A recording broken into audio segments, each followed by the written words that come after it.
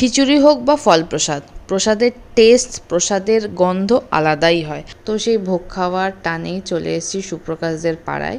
সেখানে শিবরাত্রির প্রসাদ খাওয়ানোর কথা। তো সেখানে আমি আর স্যার আগে পৌঁছেছি নিমকি আর বিস্কিট নিয়ে। আর এখানে ওয়েট করছি তো করছি, আসার আর সময় হয় না এই বন্ধুর, এত লেট করে এসছে যে কি বলবো।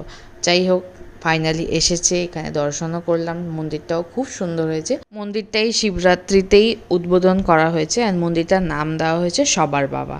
কেমন লাগলো তোমরা জানিও। হ্যাঁ, বন্ধুর দায়িত্বে ছিল মিষ্টি আনা, তাই মিষ্টি এনেছিল, সেটা ঠাকুরকেও দিয়ে দেওয়া হলো অ্যান্ড বাড়ির জন্য নিয়ে আসা হয়েছিল। এখানে আমরা আগে সুপ্রকাশদের বাড়ি এসে গল্প করছিলাম, ততক্ষণে জেঠিমা চলে এসছে আমাদের খাতিরদারি করতে। মিষ্টি খাও, যেটা নিমকি বিস্কিট যেগুলো ওনার জন্য নিয়ে এসেছি সেগুলো খাও। তো আমরা বললাম আরে আমরা তো ভোগ খেতে এসে, আমরা এখন বেশি কিচ্ছু খাবো না, তাই একটা সন্দেশ খেয়েছি। এই যে সুপ্রকাশ মাঝখানে একটু টাইম নিয়ে এসে আমাদের সাথে দেখা করলো, তারপর আমাদেরকে ডাকলো, আমরা চললাম এখানে প্রসাদ খেতে। বসে তো গেছি সবাই মিলে আমরা, আর এখানে এত হাওয়া দিচ্ছিল, পাতা ফাতা সব উড়ে যাচ্ছিলো। লাস্টে জেঠিমার ট্রিক্স অ্যাপ্লাই করে আমরা থালাটাকে জল দিয়ে চিপকে তারপর ফ্রাইড রাইস আলুর দম খাওয়া শুরু করলাম।